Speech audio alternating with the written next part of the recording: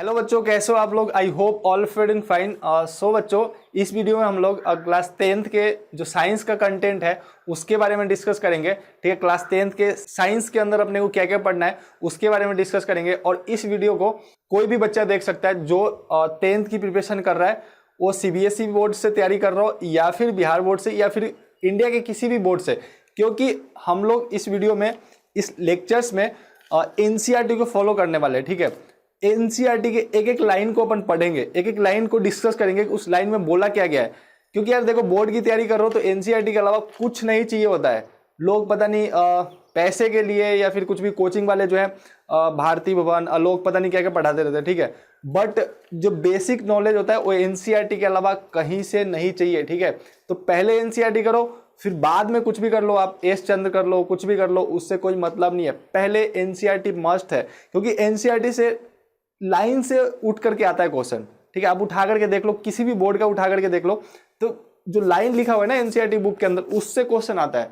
वो direct line आ गया, option दे दिया, अगर 1 नंबर का क्वेश्चन है तो हम लोग इससे अच्छा एनसीईआरटी क्यों नहीं पढ़ेंगे, दूसरे बुक को पढ़ने जाएंगे। ठीक है, तो एनसीईआरटी के एक एक लाइन को अपन इस लेक्चर्स में डिस्कस करेंगे।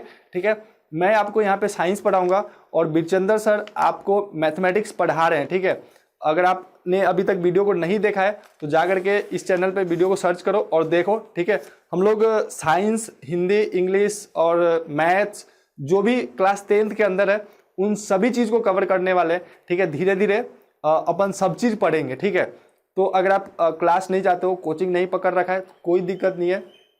हम लोग पूरे साइंस को, मैथ को, हिंदी, इंग्लिश, बोर्ड के पूरे प्रिपरेशन को, ठीक है, बहुत अच्छे से करने वाले हैं यहाँ पे इस चैनल पे। तो अगर आपने अभी तक इस चैनल को सब्सक्राइब नहीं किया है तो प्लीज़ डू सब्सक्राइब, और अपने दोस्तों के साथ, जो भी दोस्त आपके क्लास 10th में आपके साथ पढ़ रहे हैं या फिर 9th में है या फिर 11th 12th में है, तो उनके साथ इस वीडियो को शेयर कर दो और इस चैनल को शेयर कर दो ताकि वो भी बेनिफिट ले सके। ठीक है, अकेले अकेले बेनिफिट नहीं लेना है, उनके साथ भी शेयर करना है। पता है ना कि अकेले खाते तो अपन को पछता नहीं है। ठीक है, तो उनके साथ भी शेयर करो, लाइक करो, कमेंट करो। कोई भी दिक्कत आता है, कोई भी क्वेश्चन है, कमेंट बॉक्स में डालो, मैं जवाब देने के लिए हमेशा इधर हूँ। ठीक है, सो लेट्स स्टार्ट। जो पहला चैप्टर है क्लास 10th साइंस के अंदर वो है केमिकल रिएक्शन एंड इक्वेशंस। ये केमिस्ट्री का पार्ट है। ठीक है, जैसे जैसे आगे बढ़ेंगे अपन डिस्कस करते जाएंगे कि केमिस्ट्री का है, फिजिक्स का है या फिर बायोलॉजी का है। साइंस के अंदर एक ही बुक में तीनों सब्जेक्ट रहता है। ठीक है, क्लास 10th और 9th के अंदर। तो अभी अपन क्लास 10th को डिस्कस कर रहे हैं, तो इसके अंदर आपको पहले केमिस्ट्री मिलेगा, फिर बायोलॉजी आएगा, फिर फिजिक्स आएगा। ठीक है, मिक्स्ड है सब। तो मैं इसको अलग करता जाऊंगा, डिफ्रेंशिएट करता जाऊंगा कि कौन सा बायोलॉजी का है, कौन सा केमिस्ट्री का है, कौन सा फिजिक्स का है। ठीक है, तो पहला जो लेसन है उसके अंदर पढ़ना है अपने केमिकल रिएक्शन एंड इक्वेशन। ठीक है, जैसे ही आप लाइक वाटर है, ठीक है, तो वाटर क्या क्या चीज़ से मिल के बना है। वाटर जो है हाइड्रोजन एंड ऑक्सीजन से मिल के बना है, तो उसके अंदर केमिकल रिएक्शन है, तो उस केमिकल रिएक्शन को डिस्कस करेंगे।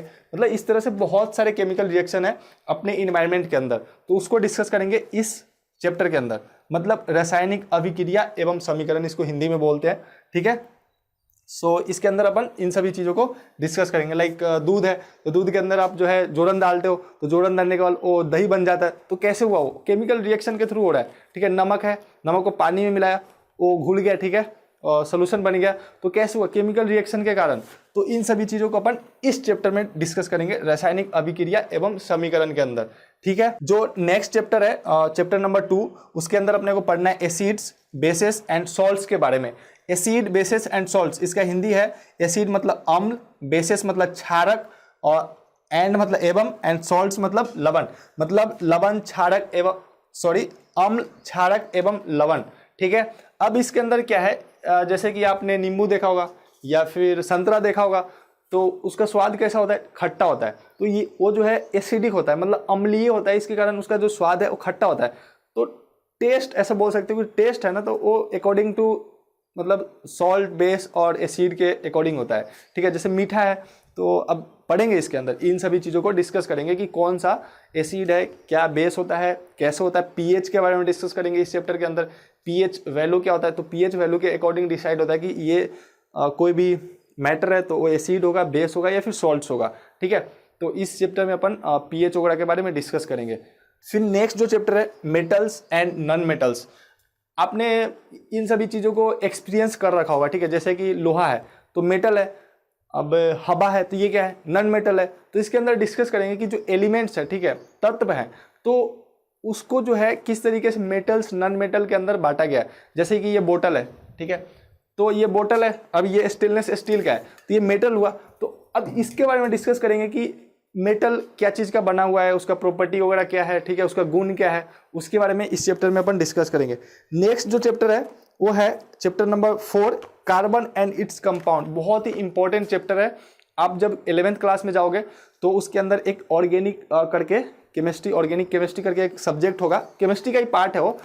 यहाँ से जो है देखो ये केमिस्ट्री का ही पार्ट चल रहा है, ठीक है, 1 2 3 एंड ये जो 4th हुआ कार्बन एंड इट्स कंपाउंड, ये केमिस्ट्री का पार्ट है। तो जब आप 11th में जाओगे तो आपको ये चीज़ मिलेगा, वहाँ पे नोमेनक्लेचर करके एक चैप्टर मिलेगा जो कि ऑर्गेनिक केमिस्ट्री के अंदर मिलेगा। तो आपको यही चीज़ उसमें पढ़ना होगा, ठीक है। कार्बन एवं उनके यौगिक, सिर्फ कार्बन और हाइड्रोजन के बारे में इसके अंदर पढ़ना है, थोड़ा बहुत ऑक्सीजन आएगा और थोड़ा सा नाइट्रोजन भी आएगा। मतलब चैप्टर नंबर 4 है कार्बन एंड इट्स कंपाउंड, इसको हिंदी में कार्बन एवं उनके यौगिक बोलते हैं, ठीक है। थोड़ा बहुत इसके नोमेनक्लेचर, नामकरण के बारे में देखेंगे। फिर चैप्टर नंबर 5 है पीरियोडिक क्लासिफिकेशन ऑफ एलिमेंट्स, ठीक है। एलिमेंट्स मतलब तत्व को ना, इसको हिंदी में बोलते हैं तत्वों का आवर्त वर्गीकरण। क्लासिफिकेशन मतलब वर्गीकरण, पीरियोडिक मतलब आवर्त और एलिमेंट्स मतलब तत्व। एलिमेंट्स का हिंदी क्या होता है, तत्व। अब जो अपने आसपास जो भी चीज देख रहे हो, ठीक है, वो किसी न किसी एलिमेंट से मिलके बना हुआ है, ठीक है। जैसे कॉपर है, हाइड्रोजन, ऑक्सीजन, तो इन सभी को जो है किस तरह से, किसके बेसिस पे, इसके वेट के बेसिस पे, इसके नंबर, एटॉमिक नंबर के बेसिस पे कैसे सजाया गया है। तो एक टेबल है, उसको पीरियोडिक टेबल बोलते हैं, आवर्त सारणी बोलते हैं उसको। तो इस चैप्टर में अपन उस आवर्त सारणी के बारे में डिस्कस करेंगे। रो क्या होता है, कॉलम क्या होता है, ठीक है, पीरियड क्या होता है, इन सभी चीजों के बारे में इस चैप्टर में अपन डिस्कस करेंगे। पीरियोडिक क्लासिफिकेशन ऑफ एलिमेंट्स, ठीक है, चैप्टर नंबर 5 है ये। फिर नेक्स्ट जो है चैप्टर नंबर 6, यहां से बायोलॉजी स्टार्ट होता है। ये चैप्टर नंबर 5 तक, chapter number 1, chapter number 1, chapter number 2, chapter number 3, chapter number 5, यहां तक केमिस्ट्री था, ठीक है, रसायन शास्त्र था, जो कि पीरियोडिक क्लासिफिकेशन ऑफ एलिमेंट्स मतलब तत्वों का वर्गीकरण पे खत्म होता है, ठीक है, केमिस्ट्री।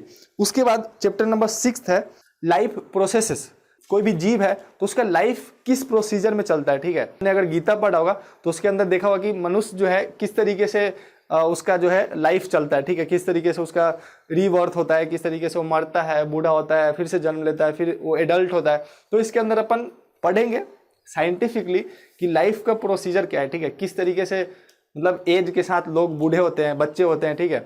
इन सभी को इस चैप्टर में अपन डिस्कस करेंगे। कोई भी जो जीवित वस्तु है उसका लाइफ का प्रोसीजर क्या होता है, इसके बारे में डिस्कस करेंगे। बहुत ही इंटरेस्टिंग सब्जेक्ट है और जो बच्चे मेडिकल का तैयारी करना चाहते हैं फ्यूचर में और जो डॉक्टर बनना चाहते हैं तो वो तो बायोलॉजी को देखे ही, ठीक है, और अच्छे से पढ़ना, यहीं से बेस क्रिएट होता है। Chapter number 7 control and coordination, ठीक है। तो इसके अंदर अपन जो है किसी भी चीज को, लाइफ को कैसे कंट्रोल करना है, जैसे मतलब लाइफ को तो नहीं, मतलब थोड़ा सा जीवों को कैसे कंट्रोल किया जाता है, ठीक है, इसके बारे में। कोऑर्डिनेशन क्या होता है, लाइक एक जीव से दूसरे जीव में कोऑर्डिनेशन क्या है, जैसे गाय के साथ अपना कोऑर्डिनेशन क्या है, तो इसके बारे में जो है इस चैप्टर में अपन डिस्कस करेंगे, ठीक है।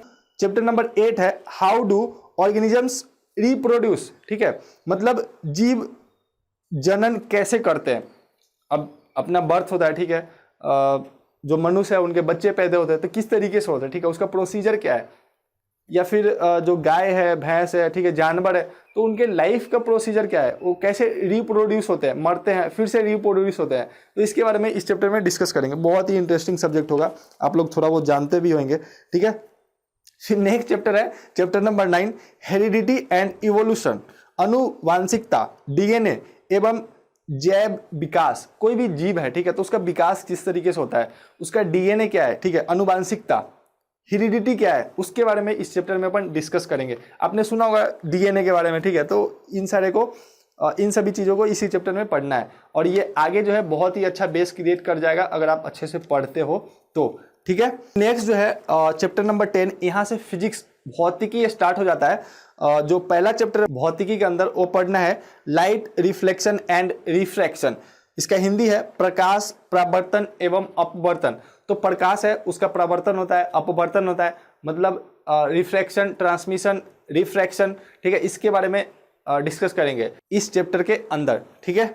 फिर नेक्स्ट जो है चैप्टर नंबर 11, बहुत ही इंटरेस्टिंग चैप्टर है the human eyes and colourful world's.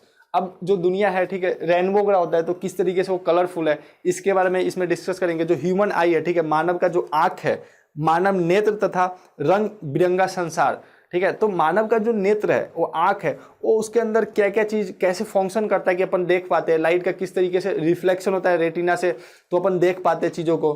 तो इसके बारे में इस चैप्टर में अपन डिस्कस करेंगे। फिर रेनबो वगैरह कैसे होता है, जो व्हाइट लाइट है, जो सूरज का किरण है, तो उसमें 7 रंग किस तरीके से सम्मिलित है और वो कैसे अलग होता है प्रिज्म के थ्रू, तो इसके अंदर सभी चीज को डिस्कस करेंगे, ठीक है। और भी बहुत इंटरेस्टिंग फैक्ट मिलेगा आपको इस चैप्टर के अंदर, जैसे कि आकाश जो है अपन जब धरती पर से देखते हैं तो नीला दिखाई देता है, जब अपन स्पेस में चले जाएंगे, ठीक है, तो वहां पे वो काला दिखाई देगा। क्यों?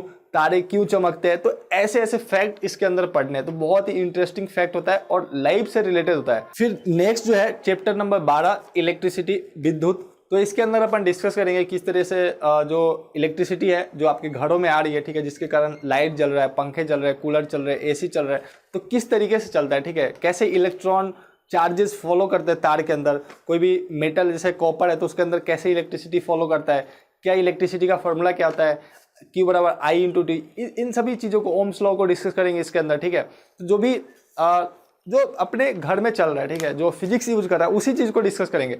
अगर आप समझ के पढ़ोगे, सही से पढ़ोगे, तो बहुत ही इंटरेस्टिंग सब्जेक्ट है फिजिक्स, ठीक है, और साइंस। तो इसके अंदर अपन इन सभी चीज़ों को डिस्कस करेंगे। जो नेक्स्ट है chapter number 13 magnetic effect of electric current, मतलब इसका हिंदी है विद्युत धारा के चुंबकीय प्रभाव।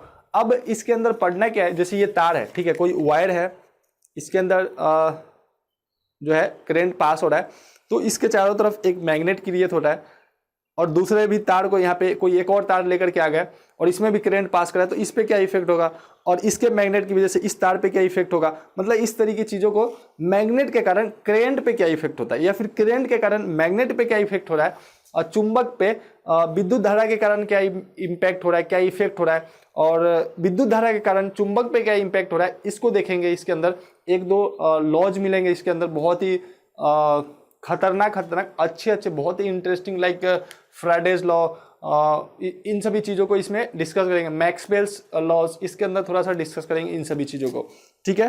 फिर नेक्स्ट है, यहाँ से फिर बायोलॉजी स्टार्ट हो जाता है। ये जो चैप्टर नंबर 10, 11, 12, 13, ठीक है, ये चारों जो चैप्टर है लाइट का, human eyes and electricity and magnet के बारे में, ये चैप्टर फिजिक्स के अंदर है 10 से लेकर के 13 तक। फिर आगे जो है बायोलॉजी स्टार्ट हो जाता है फिर से। देखो चैप्टर नंबर 14, 15, 16, ठीक है, ये बायोलॉजी का है। तो चैप्टर नंबर 14 जो है उसके अंदर पढ़ना है अपने को सोर्सेस ऑफ एनर्जी, ऊर्जा के स्रोत क्या है, ठीक है। तो इसके अंदर बहुत सारे ऊर्जा के स्रोत है, लाइक नेचुरल है, मैनमेड है। तो नेचुरल के अंदर जैसे कि सूरज हो गया, ठीक है, सूरज से अपने पास जो है लाइट आता है, मतलब ऊर्जा के फॉर्म में। तो इसके अंदर इन सभी चीज़ों को डिस्कस करेंगे कि सोर्सेस ऑफ ऊर्जा क्या है, सोर्सेस ऑफ एनर्जी क्या है, ठीक है। अपन क्रिएट करते हैं, जैसे कि अपन ने आग फूका, वो भी नेचुरल रिसोर्सेज के थ्रू आ रहा है, लेकिन अपन ने उसको फूका, ठीक है। तो मतलब मैनमेड क्या है, नेचुरल क्या है, या फिर और भी किसी टाइप के हैं क्या, इसके बारे में इस चैप्टर में अपन डिस्कस करेंगे, ठीक है। और नेक्स्ट है आवर इन्वायरमेंट, हमारा पर्यावरण। अब हमारे इन्वायरमेंट में क्या क्या चीज़ हो रहा है, कैसे हो रहा है, ठीक है, क्यों हो रहा है, तो इन सभी चीज़ों को इस चैप्टर के अंदर डिस्कस करेंगे। आवर इन्वायरमेंट, जैसे कि पानी है तो किस तरीके से है, लाइक पौधे हैं, पेड़ हैं तो किस तरीके से, मतलब ये इसका एयर का इस पर क्या इम्पैक्ट होता है, नाइट्रोजन का अमाउंट बढ़ गया तो क्या इम्पैक्ट होगा, ओजोन वगैरह का क्या इम्पैक्ट होता है। तो इसके अंदर हमारे इन्वायरमेंट से रिलेटेड जो भी फैक्ट्स हैं, जो भी नॉलेज है, इंफॉर्मेशन है, इसके अंदर अपन डिस्कस करेंगे इस चैप्टर के अंदर, ठीक है। फिर नेक्स्ट चैप्टर है sustainable management of natural resources, Hindi है इसका प्राकृतिक संसाधनों का सपोषित प्रबंधन। नेचुरल रिसोर्सेस मतलब प्राकृतिक संपदा, आपने क्लास 9th के साइंस के बुक में पढ़ा होगा, ठीक है। अब यहाँ पे क्या है, 10th के अंदर क्या है, प्राकृतिक संसाधनों का सपोषित प्रबंधन। अब अपन ने 9th में पढ़ा कि प्राकृतिक संसाधन क्या है, नेचुरल रिसोर्सेज क्या है। अब अपन पढ़ रहे हैं कि उसका संसाधन, उसके प्रबंधन कैसे कर सकते हैं अपन, उसके बचाव को, उसके मैनेजमेंट को किस तरीके से उसको मैनेज करें, किस तरीके से उसको खपत करें, किस तरीके से उसको खर्च करें कि लॉन्ग टर्म तक चले। क्योंकि नेचुरल रिसोर्सेज जो है फिक्स है, ठीक है। जैसे कि पेट्रोलियम है, ठीक है, पेट्रोल आ रहा है आपके अंदर, आपके गाड़ी में भर रही है, तो वो कहीं ना कहीं फिक्स्ड है। कोयले हैं तो फिक्स है, वो ऐसा नहीं है कि मतलब बढ़ रहा है, तो वो फिक्स है, तो उसको अपन जब तक सही तरीके से मैनेज करके नहीं यूज करेंगे, ठीक है, मानव जाति को बढ़ाने के लिए, उसके डेवलपमेंट के लिए नहीं सही तरीके से यूज करेंगे, नहीं सही तरीके से उसको मैनेज करेंगे, तो जो है ये जो है सही से नहीं चल पाएगा और ज़्यादा दिन तक नहीं चल पाएगा।